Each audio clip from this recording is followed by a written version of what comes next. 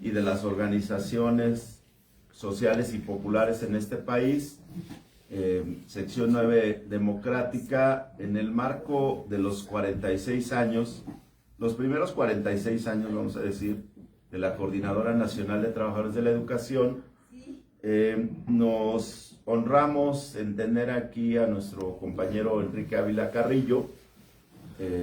Pues creo que ahorita que lo presente Sabino dirá todas las cartas credenciales, pero a mí me parece que nuestro camarada Enrique no solo es memoria viva de nuestra Coordinadora Nacional de Trabajadores de la Educación, sino además ya una figura emblemática.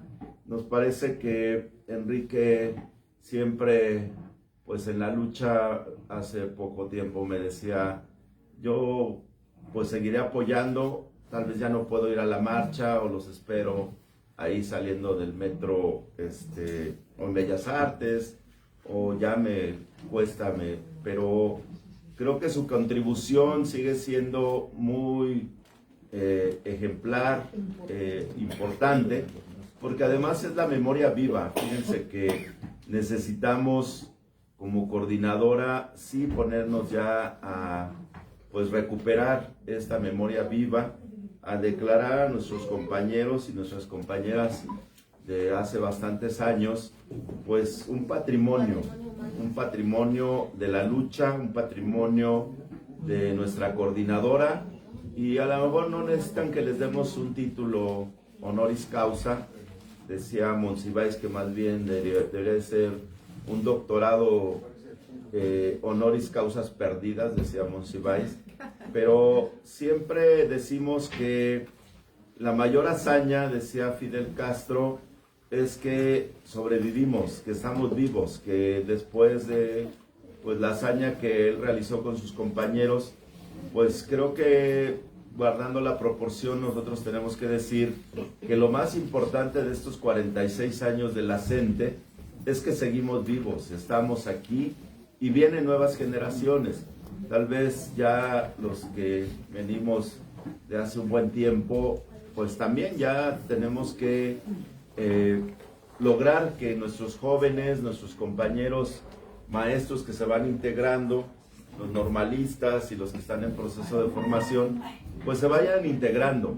Yo les decía que siempre en estas conmemoraciones debemos de decir que nos siguen faltando 43, que seguramente muchos de ellos estarían en las filas de la coordinadora, como ha sido para muchos normalistas rurales. Pues creo que sean bienvenidos, que la mejor forma de conmemorar 46 años es seguir en la lucha, seguir participando, seguir con nuestros principios.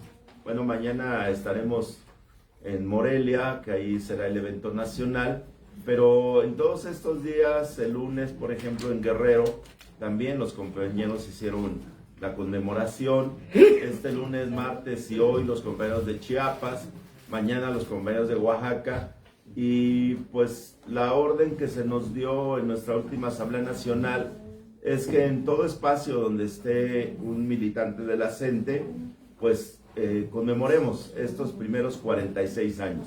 Entonces, pues larga vida a la CENTE, larga vida a nuestro compañero Enrique Ávila Carrillo, y bueno, pues le vamos a pedir a Sabino que haga la presentación. Esta actividad es convocada por las secciones 9, 10, 11 y 60, que artificialmente nos separaron aquí en la Ciudad de México, pero que en realidad pues todos somos trabajadores de la educación. Sabemos que están compañeros de otros sectores, bienvenidos. Por ahí vimos a Laura de Fintras, la compañera que es también de la Red Mexicana de Historia. Y de Fintras Citlali también. También está Citlali de Fintras. Algunos, un compañero de Morelos. Está un compañero de Morelos, muy bien, bienvenido. De la universidad también por acá. ¿Alguien más está de alguna otra? Dice que va llegando la Comité Central de la FEXUM. Muy bien, qué bueno que se integre el Comité Central de la FEXUM. Ellos nos tienen que relevar ya. Adelante, Sabino, por favor. Bien, buenas noches. Efectivamente, es todo siempre un honor tener al compañero Enrique, que hemos tenido la fortuna algunos de conocerlo desde los años 70, allá cuando ingresamos al servicio, y que efectivamente es de los compañeros que tiene toda una trayectoria desde que era estudiante nacional de maestros de nivel superior, y pues es de los militantes que participó en el movimiento estudiantil de 1968, incluso siendo de los presos políticos del Estado, con los que estalló el Estado después del movimiento 68. Pero además, pues en la sección 10 hemos tenido el honor de contar con su presencia como parte militante de la sección 10, desde que maestro de la norma superior, y pues participante activo de todas las organizaciones que en aquel momento pues eran muy pequeñas, núcleos que se buscaban organizar, que buscaban enfrentar al chavismo, sufriendo la represión también no solo del Estado, sino también de los charros, de las autoridades escolares, etc. Y ahí estaban los núcleos de los cuales Enrique tiene una participación activa, ¿no? Recuerdo a la ATE, ¿no? La LON, recuerdo a la COSIT, con las que se identificaba mucho, y pues siempre en primera fila, participando ahí con el magisterio, ¿no? Y obviamente tener su vinculación con otros sectores. El papel que se da en la norma superior es fundamental. Poco se ha mencionado a veces, pero la norma superior realmente es la cuna de la CENTE. La norma superior, en sus cursos intensivos, aglutinaba sectores de maestros de todo el país, ¿no? Y ahí se organizaban. Los centros intensivos era durante el receso escolar, ahora receso, antes eran vacaciones, y ahí se veían pues compañeros de todos los estados y se organizaba el movimiento democrático. Por eso fue una de las razones por que se da el golpe a la norma superior en el 83, ¿verdad? Fue en el 83 cuando se da el acuerdo 102-103, que va directo contra la norma superior. Entonces, el compañero siempre participó ahí. En alguna ocasión yo acababa de entrar, por el 85, un congreso educativo, donde ahí sí los chavos a veces dejaban pasar algunos, ¿no? Es un congreso que para ellos no tenía como un papel central, y algunos nos colábamos por ahí. En el 85, pues ahí fueron 20 delegados, creo que por aquí en la piso, ¿no? Dando la batalla contra toda la charrería que tiene el entorno lleno, ¿no? Entonces ahí estaban con todos los compañeros, pero ahí Carlos Ezequiel, etcétera, ¿no? Que andaban ahí, pues grupos que siempre dieron la batalla en el seno del movimiento democrático de la sección 10. O sea, fundamental el papel del maestro Enrique en la sección 10, junto con todos los grupos que se organizaron y que se cristalizaron en el momento de 89, con una serie de activistas. En ese momento éramos jóvenes, en el 89, que fueron los que nos condujeron todo este núcleo que se había forjado en estas luchas y que ahí despuntó, y pues nosotros con ellos, ¿no? Entonces, en el 1989 fue todo un hito para el magisterio, los maestros y las maestras de ese tiempo, y pues siempre al frente núcleo de experiencia que dio en el movimiento magisterial. Y de ahí pues Enrique ha participado siempre. Estuvimos comisionados en la sección 10 y teniendo batallas, siempre a veces con diferencias y todo, pero siempre saliendo adelante, ¿no? Fue nuestro candidato a secretario general en los distintos planillas que conformamos para combatir el charrismo, y pues ahí también se dio la batalla en ese terreno, ¿no? Y ya pues hasta la fecha aquí tenemos al maestro Enrique como un emblema para nosotros, los que son militantes de la CENTE y de la sección 10, ¿no? Es lo que podemos decir el compañero Aguilar. Muy bien.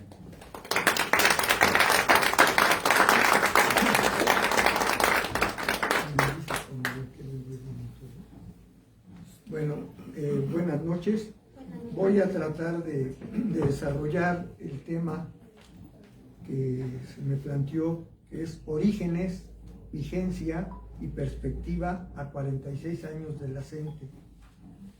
Tenemos que empezar por ver cuáles fueron los orígenes de la CENTE, y para no irnos muy atrás, podríamos partir del término del cardenismo y la llegada del gobierno de Ávila Camacho, que hay un viraje de 180 grados en la educación y no se diga en lo sindical. En ese sentido, los normalistas que venían en el cardenismo enseñando de acuerdo con la educación socialista, de repente se encontraron un represor que era un general, Béjar Vázquez, en la Secretaría de Educación, que les dio el viraje total y les impuso la escuela del amor. Entonces, donde ya no había lucha de clases, sino era el amor de los unos a los otros, donde ya no había educación conjunta de niños y niñas, sino ya eran los niños por un lado, las niñas por el otro lado.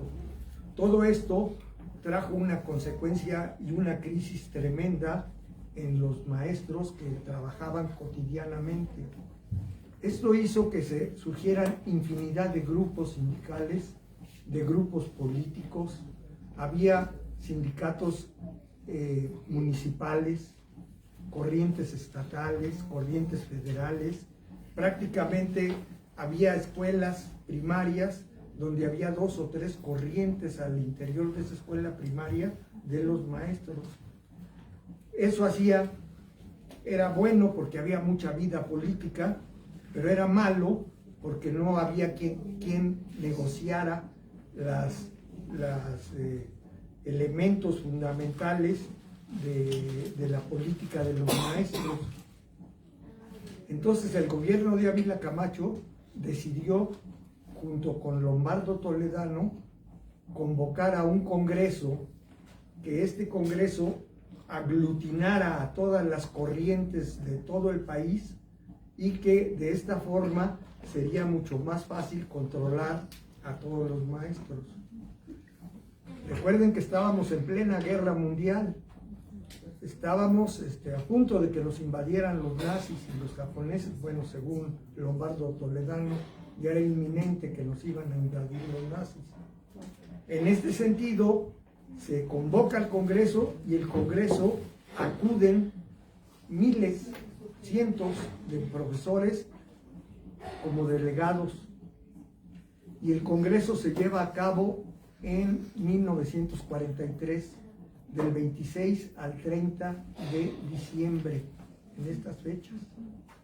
Y en este Congreso juega un papel fundamental la corriente lombardista. Todos los que se aglutinaban en torno a Vicente Lombardo Toledano, que se reclamaba marxista-leninista y que tenía la representación no oficiosa de la Tercera Internacional Comunista en México, que lo hacía tener una serie de contradicciones y enfrentamientos con el aparato del Partido Comunista, que era el Partido Comunista de México, el partido que tenía más militantes maestros en ese Congreso de 1943.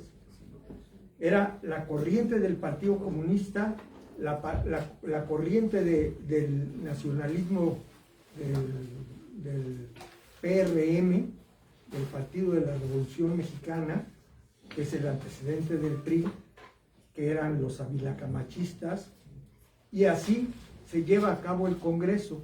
Son 3 corrientes las que chocan al interior del Congreso, pero debido a la política de Lombardo Toledano se logra nombrar a un hombre que era muy respetado, que era Luis Chávez Orozco, un historiador que era muy respetado por sus libros, por su capacidad política, y lo meten como intermediario entre la posición del Partido Comunista y la posición de los avilacamachistas, y en medio el lombardismo haciendo de gozne entre las dos corrientes, y así se surge el primer Comité Ejecutivo Nacional del CENTE.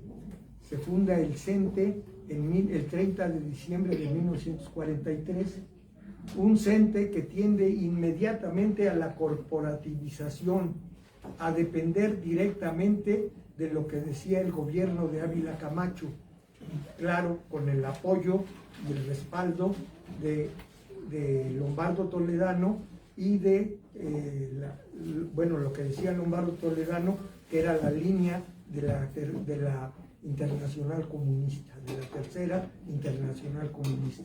Ese es el origen de las diferencias. Desde que se funde el CENTE hay claramente dos tendencias. Una tendencia hacia la izquierda, como lo planteé en algún libro que tengo por ahí, que es la tendencia plebeya, que es la CENTE, y la tendencia oficialista, que son los charros del sindicato. Esos charros que se acomodan y tienen una capacidad impresionante de establecer nexos con las diferentes corrientes con las que se enfrentan. Inmediatamente el maestro Charles Orozco les estorbó tanto a los lombardistas como a los oficialistas y no duró ni 8 meses en el puesto de secretario general del CENTE y es quitado y en su lugar ponen a Gaudencio Peraza Esquiliano del Partido Comunista, pero que ya había dejado el Partido Comunista y se pasa con los charros. Todavía no les decían charros, ¿eh? Los charros todavía era sindicalismo blanco, desgraciados o otras cosas les dirían por charros. No, ¿por qué? Porque el charrismo sindical surge en 1948, donde Jesús Díaz de León, el secretario general de los ferrocarrileros de México, se lanza a la huelga como medida de presión, que es lo que hacen los charros. Presionan y luego se retrotraen y llegan a acuerdos con la parte oficial. Jesús Díaz de León le gustaba vestirse de charro, tenía trajes de charro, que un traje charro es carísimo, ¿no? Con plata y todo eso. Entonces él iba a trabajar de charro y era el Charro Díaz de León. Pues este charro, cuando dijo ya se levante el paro en el 48, los ferrocarrileros dijeron no levantamos el paro porque las demandas son estas y estas y no han sido cumplidas. Y entonces el Charro Díaz de León habla con Miguel Alemán y Miguel Alemán le permite que use el ejército para golpear a sus trabajadores, a los que él había empujado a la huelga y después se había retrotraído. Por eso ahora a todos estos les decimos charros, porque fue el charrazo, como fue conocido en el 48. Nosotros hemos sido, el CENTE, uno de los agrupamientos sindicales que más charros hemos dado en la historia del país, ¿no? Somos geniales en ese sentido. En 1948, el CENTE se forma con delegaciones, secciones y comité nacional, exactamente igual que como estamos ahora. Y en la fundación del CENTE se fundan las diferentes secciones con trabajadores de la educación, de tal forma que en la sección 14 de Guerrero, por decir algo, estaban los maestros de primaria, los maestros de secundaria, los trabajadores manuales, los trabajadores administrativos, los directores, en la misma sección. Desde que surge el CENTE, la novena es diferente. La novena se forma con maestros de educación básica. Son maestros normalistas. No hay otro tipo de trabajador en la novena. No hay el licenciado que da clases, ¿no? Bueno, puede haber algún licenciado que dé clases como maestro de primaria, pero no como en la 10ª, por ejemplo. En la 10ª cualquier licenciado pide clases y le dan clases de civismo, por decir algo, en una secundaria. Eso no pasa en la novena. ¿Por qué digo esto? Porque la novena es la sección que tiene más identidad de clase, compañeros. Porque los que trabajan, los que laboran en la sección novena, desde que se funde el CENTE, son única y exclusivamente trabajadores de educación básica, educadoras, maestros de primaria, punto. No hay más, ¿no? Ahora ya están de educación especial también. Ah, bueno, educación especial se me olvidó, pero nada más, ¿no? Entonces esto trae como consecuencia que las luchas las lleve a cabo la novena con mayor énfasis, con mayor fuerza. ¿Qué pasó? En 1948, la sección novena lanza un paro por aumento salarial, en 1948, por aumento salarial y por disminución de la jornada de trabajo. Se van al paro, los maestros de la sección novena van al paro y el sindicato nacional no los apoya, incluso está de acuerdo en la represión. Muchos maestros son cesados, se les hacen actas de abandono de empleo, etcétera, en 1948. Y ahí sucede algo que se va a repetir en la historia de los maestros. ¿Qué es lo que sucede? Que los charros asumen y toman las demandas del maestro democrático. O sea, los charros del CENTE se oponen al paro de los maestros de la novena. Pero después, ya que son reprimidos los de la novena, los charros asumen las demandas del magisterio y empiezan a luchar por ellas, como si ellos fueran los que las hubieran dado a conocer. Ese fenómeno se ha repetido durante decenas de años. Me voy a ir lo más rápido posible.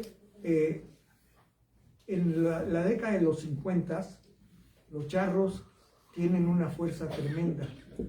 Han tenido un congreso nacional en Acapulco y ahí quitan a Gaudencio Peraza Esquiliano, lo hacen a un lado y nombran a, ahorita les digo, ya se me perdió aquí. ¿A Manuel Sánchez Vite? No, antes de Sánchez Vite. Ahora aquí lo traía en mi acordeón. A Jesús Robles Martínez, que va a ser el de Panobras.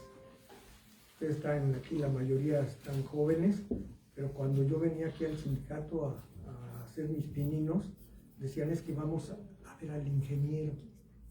El ingeniero era Jesús Robles Martínez. Jesús Robles Martínez era el que daba dinero, el que otorgaba licencias, el que otorgaba permisos, y era el que controlaba Banobras. Aquí en Tlatelolco estaba Jesús Robles Martínez va a ser el primer cacique que va a tener con fuerza el sindicato de maestros. Jesús Robles Martínez va a ser quitado por Carlos Jongitud Barrios, otro cacique. Y este cacique, Jongitud Barrios, ya la mayoría de los que estamos aquí lo sufrimos, y va a ser quitado por una dama, una exquisita dama.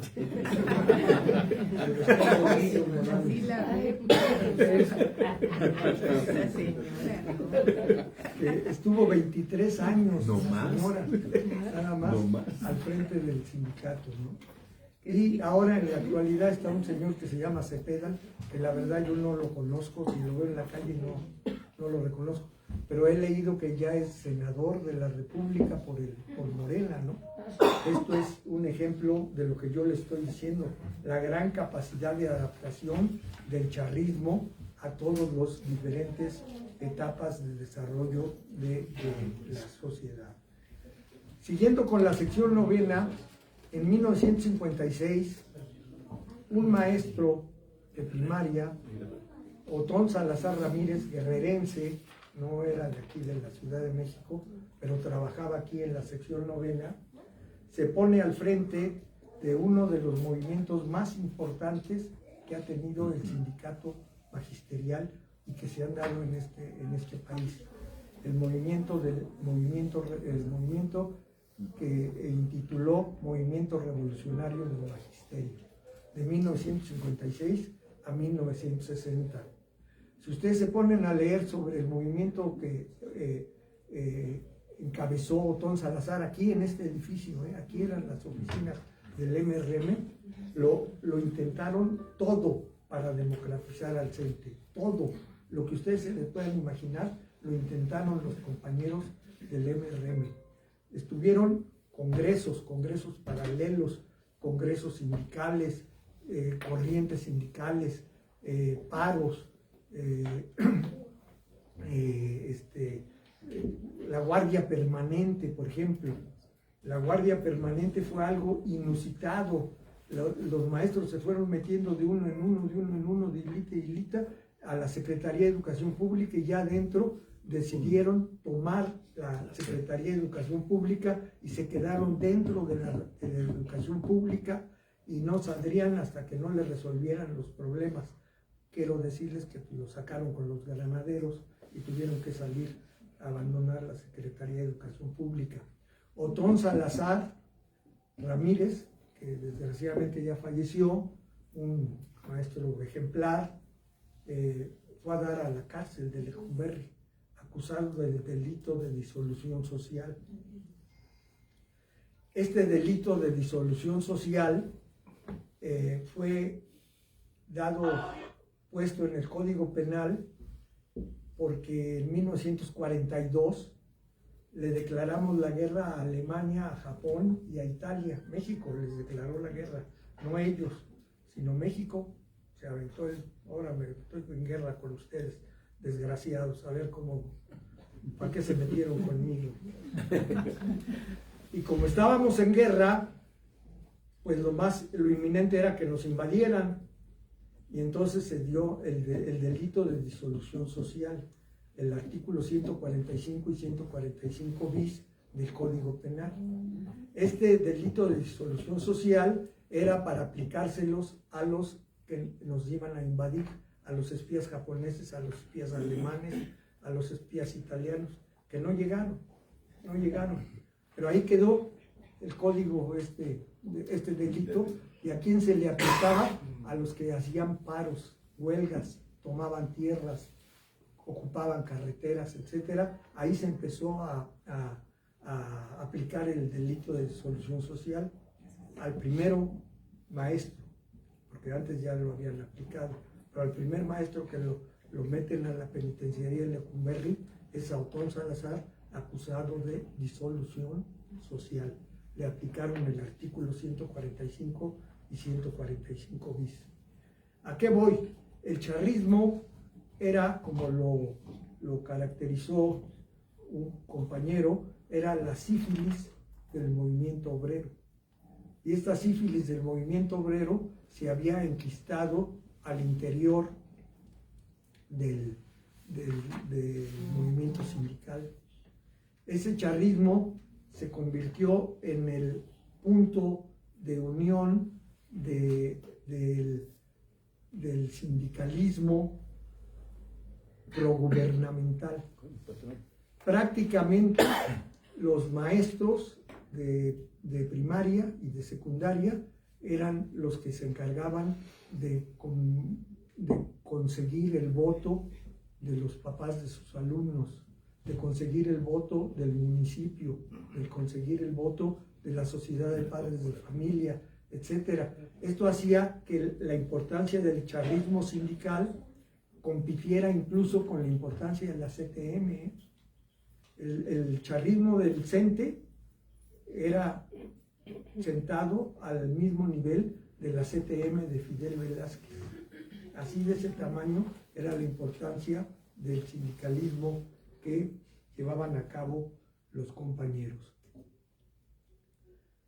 Hacia 1968, en el magisterio, estoy en los orígenes para entender cómo surge la CENTE, había dos corrientes aquí, en la sección novena y en parte en la sección 10, pero sobre todo en la sección novena, que era el MRM de Otón Salazar, que ya había sido cooptado por el Partido Comunista. Los principales cuadros del MRM eran militantes del Partido Comunista. De repente todavía viene por aquí, no sé si ha venido Iván García Solís, ¿no? Él era de esa época. ¿no? Y la Liga Leninista Espartaco, que era una corriente que había formado el literato, el mejor literato del siglo XX, indiscutiblemente, José Revueltas, que después va a ser la Liga Comunista Espartaco, pero se llamaba Liga Leninista Espartaco. Las dos corrientes, las dos eran opositoras al charrismo, obviamente, pero cada una tenía su táctica. Los del MRM aceptaban luchar al interior de los comités de unidad, les llamaban, comités seccionales de unidad. Los de la Liga Leninista de Espartaco no, decían que había que derrotar totalmente el charrismo. Y esta cosa era lo que los llevaba a estar en continuo enfrentamiento entre las dos corrientes. Aquí se daban unas asambleas verdaderamente memorables, tortuosas, que duraban 10 horas, 12 horas, una cosa impresionante de las dos posiciones políticas. Las dos corrientes van a participar de manera destacada en el movimiento del 68. El maestro de normalista, pero el maestro de primaria, va a tener una participación muy destacada que se ha reconocido muy poco en el movimiento estudiantil del 68, porque hacían la labor de gozne entre la Sociedad de Padres de Familia y los diferentes comités de lucha de las escuelas. Esto hizo que los maestros participaran de manera muy abierta, muy franca, y bueno, muchos de ellos fueron a dar con la represión a la cárcel, hubo muertos, etc. Y las normales rurales llevaron a cabo un papel fundamental en el 68.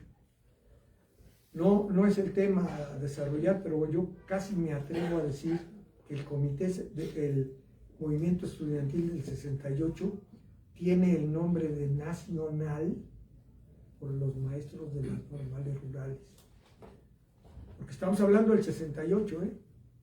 La televisión estaba en manos de Saludowski. El 2 de octubre, la noticia fue que llovió. Llovió sangre. ¿No? Entonces, los puntos del pliego de demandas los conocía en provincia, pues gracias a los normalistas rurales. Eran los que volanteaban, eran los que llevaban los acuerdos, eran los que venían acá a las normales y se llevaban la propaganda, la repartían, etc. No es fortuito, compañeros, que en 1969, menos de un año después de la matanza del 2 de octubre, se cerraron 17 normales rurales. Las convirtieron en secundarias agropecuarias. La normal de Palmira, esa normal que está en Cuernavaca, junto a Cuernavaca, donde Lázaro Cárdenas firmó el decreto de la nacionalización de la industria petrolera, esa fue convertida en secundaria agropecuaria. Fue el golpe tremendo contra los normalistas. O sea, eso solo los que están adentro entienden la importancia de los normalistas en el movimiento del 68. Se sale del movimiento del 68 y se reprime a las normales rurales. Y después viene el 10 de junio y los maestros participando. Después del 10 de junio, compañeros, se dan dos grandes corrientes al interior del magisterio. Una corriente que decide ir al pueblo, que es la corriente que sigue los pasos de Genaro Vázquez, de Lucio Cabañas, de Arturo Gamis, y la otra es la corriente que decide dar la lucha al interior del CENTE. Las dos corrientes se unificaban para luchar contra el charrismo, pero tenían serias diferencias. Y de 1970 a 1979, estas dos corrientes van a ser las corrientes mayoritarias dentro de la oposición al charrismo sindical. El charrismo sindical, pues, feliz, está en la época de Echeverría, está en la época de López Portillo, donde hay que aprender a administrar la riqueza, etcétera, y una serie de elementos de ese tipo.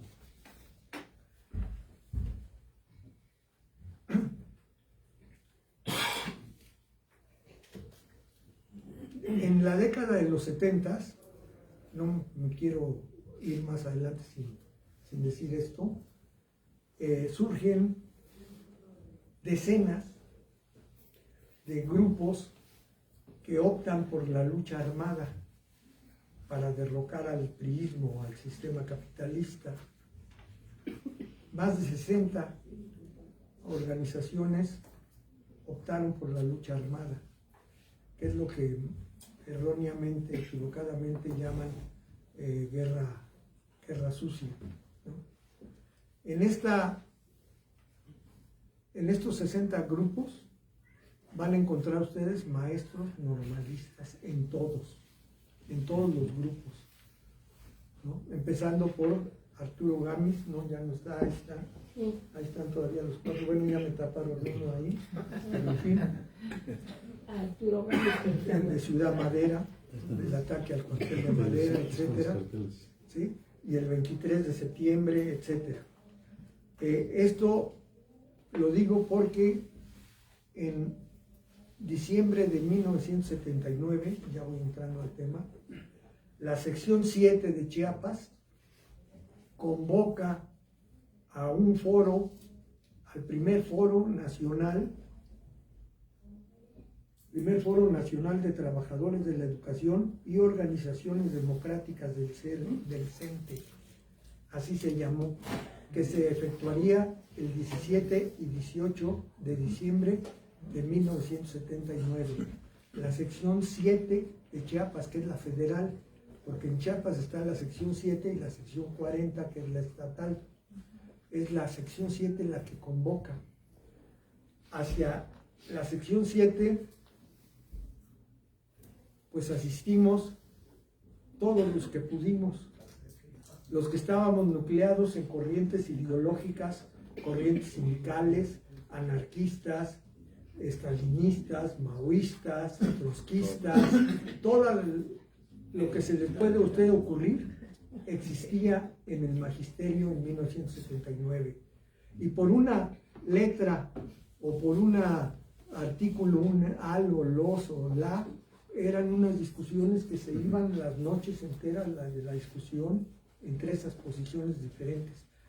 El mérito de la sección 7 fue haber logrado que todas esas corrientes, diría algún maestro, toda esa olla de grillos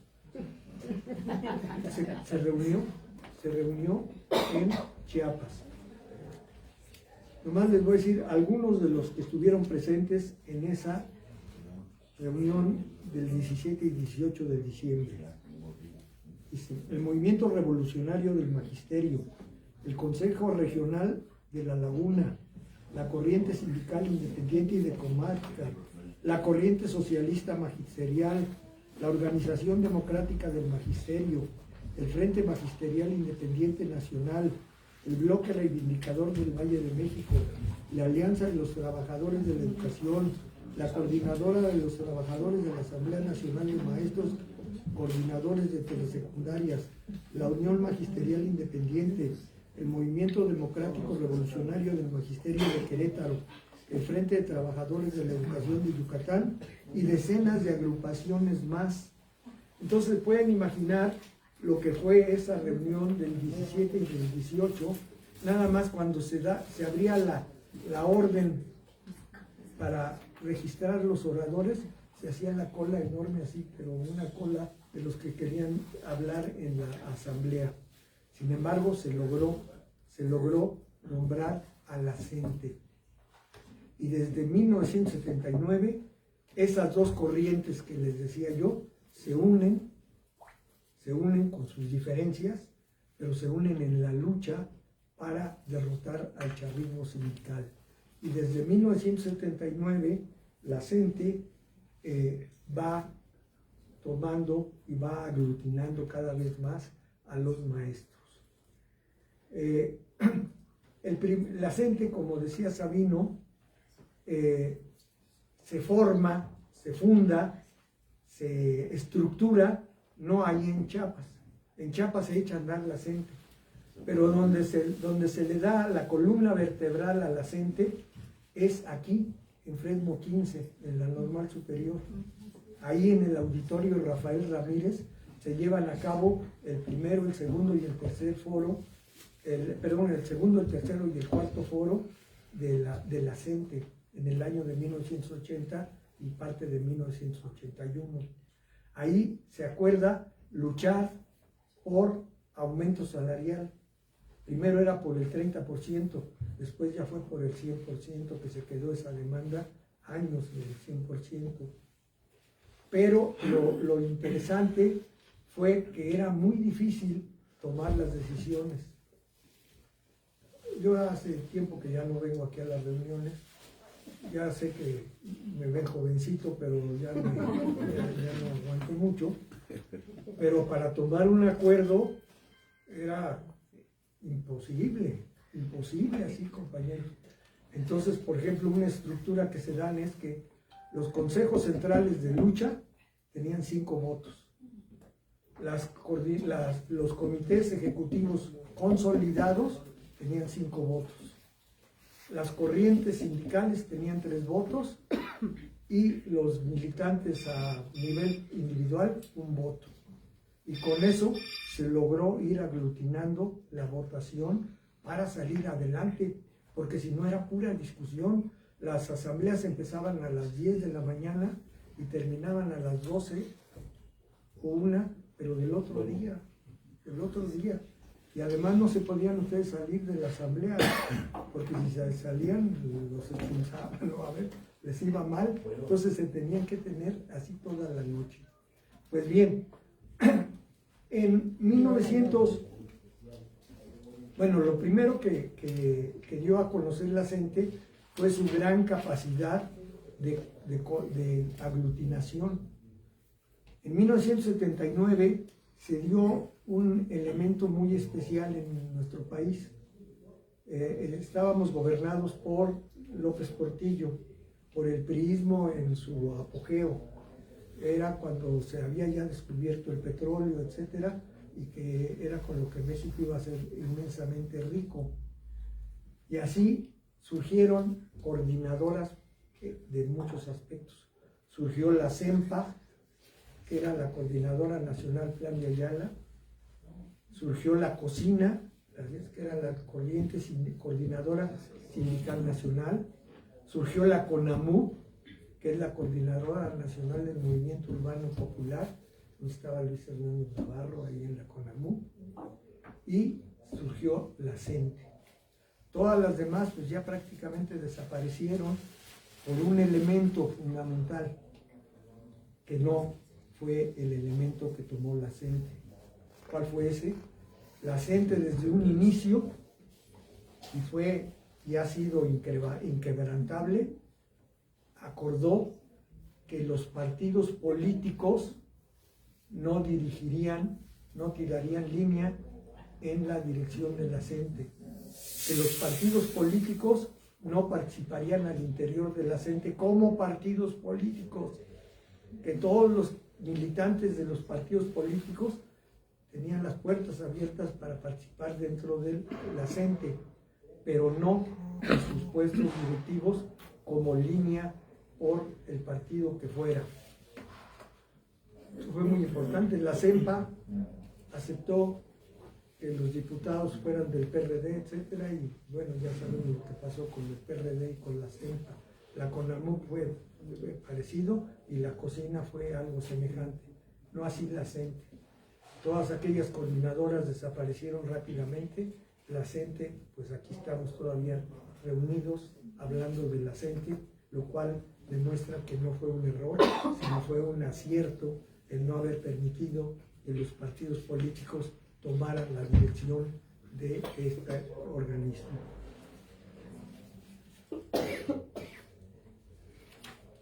Otro elemento muy importante es la sección 22, compañero.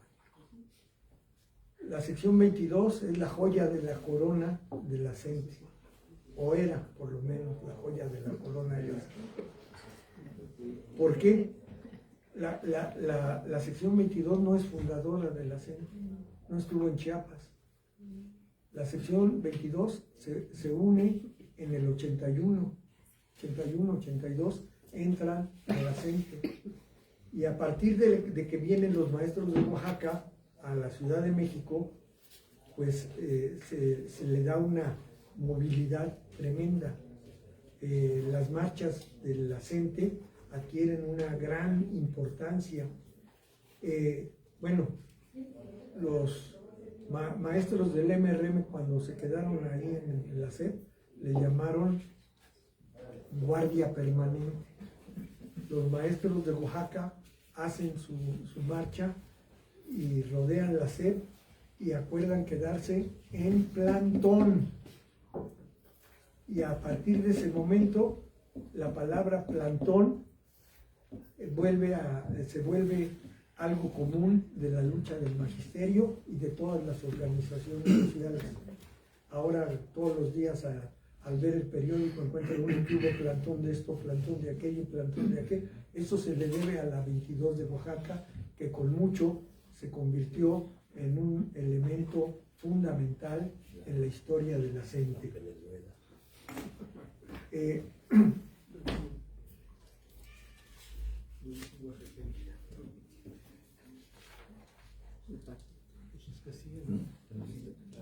La década de 1980 a 1989 se caracteriza por una serie de luchas. La sección 19 de Morelos, la 14 de Guerrero, la 22 de Oaxaca, la 36 del Valle de México, donde estaba Ramón Cubó, el Pelochas, Misael Núñez Acosta, era de la 36, discutiblemente, y va a empezar a tener una gran importancia. Se llega a tener marchas de 100,000, 120,000 trabajadores de la educación. Cuanto antes éramos los 9 de la 9 y los 10 de la 10, paren de contar, y de repente en unos años se tenía una gran capacidad de movilización. También la sección que va a tener una importancia tremenda, pero que después los charros la retoman y hasta la fecha la tienen, es la sección de Hidalgo, la 15 con el compañero Mesa, que estaba al frente, que después parece que el compañero Mesa ya falleció, pero tuvo algunos contactos con los charros, una cosa así, y fue a eso, ¿no? Bueno, la sección 18 de Michoacán, me faltaba decirla, y van convirtiendo en elementos de lucha y de coordinación. La 7 de Chiapas. La 7, la 40, la 14, ¿no? Va creciendo. Ahora ya tenemos la sección de Zacatecas, la 34, son dos secciones, la federal y la estatal. En fin, la CENTE ha crecido sobremanera.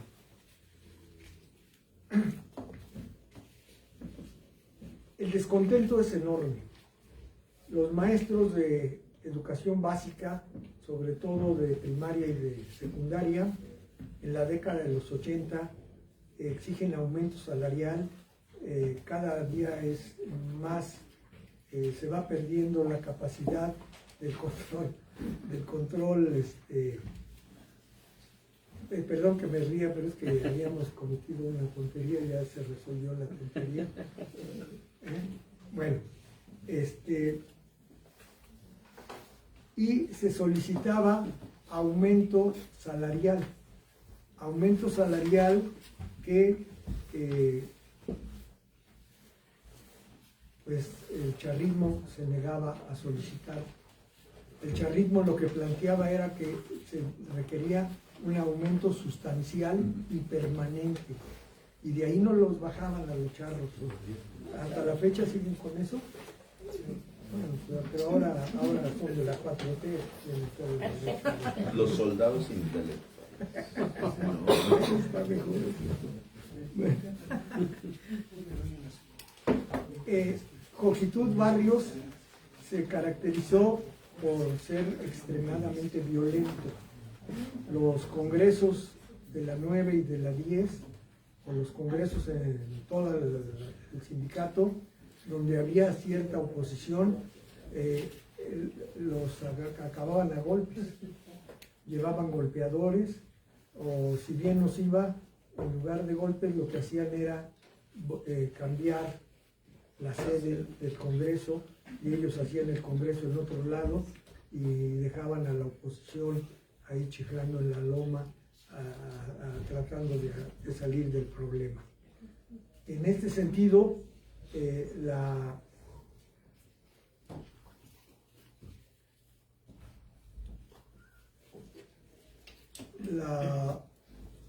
las demandas económicas fueron algo increíble que llevaron a cabo los maestros de educación básica aglutinados en la CENTE. El descontento fue a tal grado que se convocó a un congreso por los charros y no se tomó en cuenta al magisterio de oposición. Esto llevó a muchos miles de maestros a que estallaran un paro indefinido a partir del 23 de abril de 1989. Y aquí es donde la CENTE de la sección novena adquiere una relevancia tremenda, porque aquí es donde surge el lema: escuela por escuela, zona por zona, el maestro exige a diario democracia y más salario. Esto que surge aquí en la sección novena se convierte en el lema de la coordinadora y de las luchas de la coordinadora en todos lados. La primavera magisterial, como se le conoce a la empezada el 23 de abril, es porque el 23 de abril, ante la presión que hacía sobre todo la sección novena, compañeros, fue impresionante. Aquí está Pedro, que ya participó en la primavera magisterial. El 23 de abril dimite por presiones de Carlos Salinas de Gortari, quitan a Carlos Joxitud Barrios, lo hacen que renunciara a ser el profesor jefe vitalicio de Vanguardia Revolucionaria, como se le conocía, y en su lugar es nombrada el Esther Gordillo Morales. Y aquí entra otra etapa de la lucha de la CENTE. Ya no es la lucha de la CENTE única y exclusivamente contra el nacionalismo ramplón de Echeverría y de López Portillo, sino ahora va a ser la lucha de la CENTE contra la demagogia del Bester Gordillo y sus institucionales, la lucha institucional, la lucha que daba el Bester Gordillo durante 23 años se peleó contra ella. Las secciones 7, 8, 10, 11, 14, 16 y 22 y la 3 de Baja California Sur dan una lucha abierta de frente contra el Bester Gordillo Morales. En esa lucha surge con mucho mayor fuerza la sección novena. No porque esté en el local de la sección novena, sino porque ha sido una lucha heroica la que han llevado. Se han mantenido desde el 89, ¿ya cuántos años son? ¿Veintitantos, treinta y tantos? 36. 36 años, aquí, sin apoyo, solo con el apoyo de sus bases, de sus militantes, luchando de frente contra el charrismo sindical y contra la demagogia de grupos de izquierda, que eso es lo más importante. porque luchar contra el charrismo pues, es difícil, no digo que sea sencillo, no todos los charros son mensos, hay charros inteligentes, aunque no lo crean, que a veces argumentan muy bien, ¿no? Y si no va uno preparado, pues sí le mueven el tapete, ¿no? Pero lo que es más difícil es luchar contra la misma izquierda, contra los mismos grupos que empiezan a ver problemas y dificultades en todo lo que tratan uno de hacer para organizarse. Y ahí es donde está el problema fundamental. Y eso lo ha logrado brincar, lo ha logrado sobrepasar, lo ha logrado llevar a cabo de manera victoriosa la gente, que aquí el compañero Pedro pues no me dejará mentir.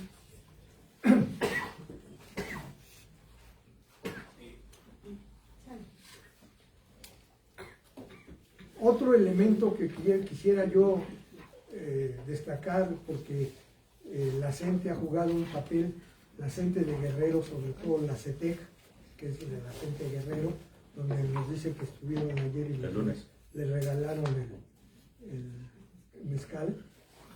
Sí, es mezcal, ¿verdad? La colonia. Bueno, es lo que se tiene el odio, porque es odio de clase, odio incluso racial, racista, contra las normales rurales, específicamente contra la normal Raúl Isidro Burgos, porque ahí estudió Lucio Cabañas y ahí estudió un año nada más Genaro Vázquez Rojas, los otros años los hizo aquí en la Nacional de Maestros, pero es ese odio, esa intolerancia contra los alumnos de la normal de Ayotzinapa, contra los tortugos, como les decían o les dicen de manera peyorativa, aunque también de manera amable, así se les conoce. Como ustedes saben, el 26 de septiembre de 2014 son desaparecidos 43 normalistas, siendo el crimen más espantoso de la historia contemporánea en nuestro país. Quizás solo equiparable a la matanza de Tres Marías, acá de Huichilac, en la época de Calles, de Plutarco Elías Calles. Quizás hay un parangón en eso. Aquí con el agravante, en Huichilac, pues ahí estuvieron los cuerpos. Aquí no han aparecido los cuerpos y comisiones van y comisiones vienen, tratos con el peje y con el no peje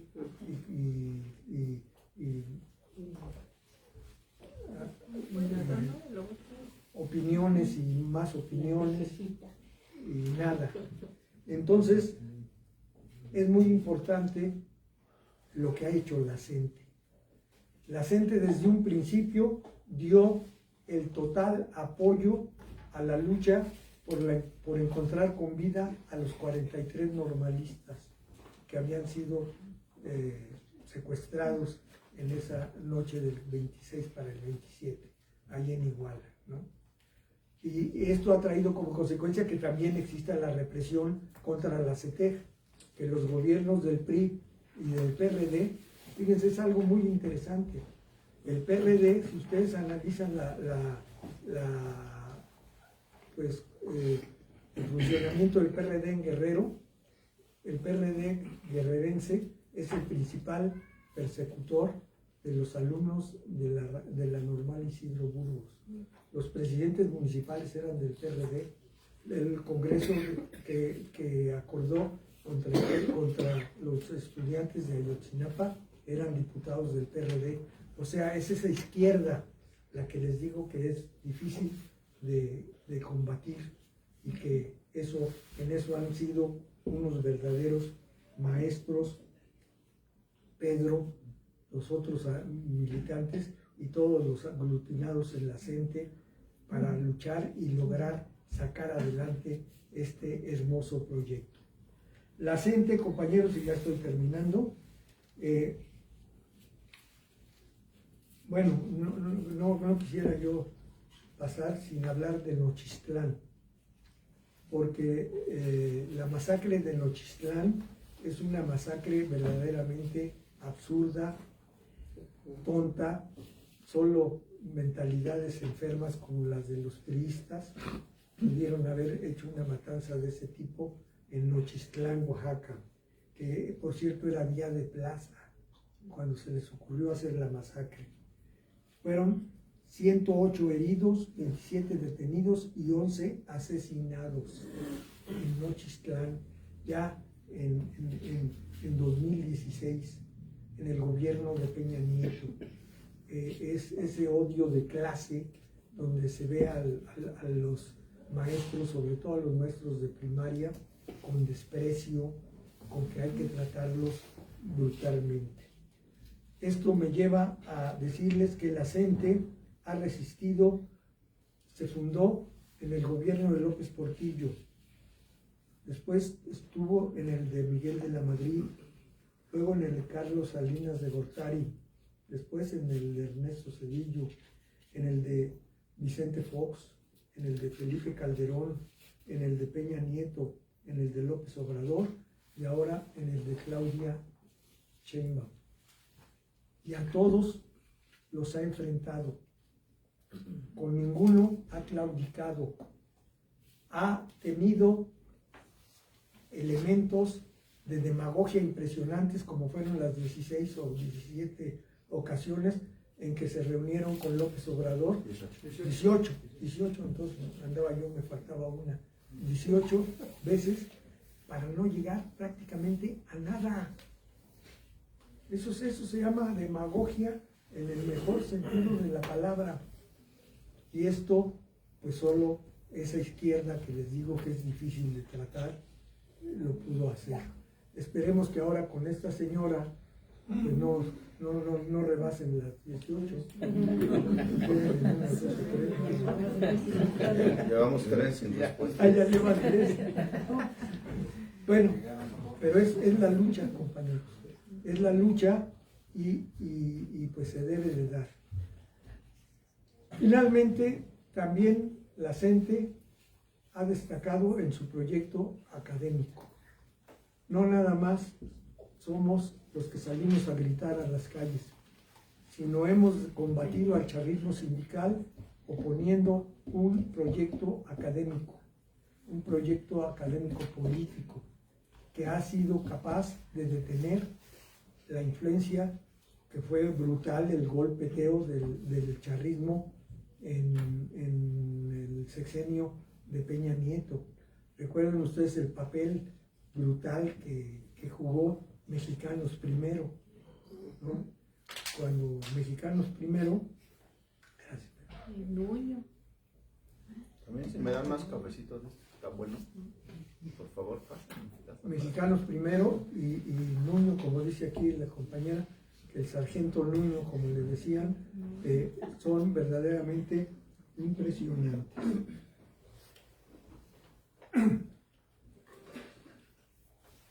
Termino esta plática diciéndoles a los compañeros de la CENTE que lo más hermoso de la lucha es poder tener la capacidad política, la capacidad ideológica, la capacidad de decir que no nos van a derrotar, que vamos a seguir resistiendo, que así pase lo que pase, la CENTE seguirá siendo el principal bastión en la lucha contra el charrismo sindical, porque el charrismo sindical es lo peor que le puede suceder a un sindicato y a una nación, y nosotros tenemos como consigna el luchar contra el charrismo sindical hasta su destrucción, hasta extirparlo como lo que es un cáncer nacional. Muchas gracias y disculpen ustedes por el tiempo.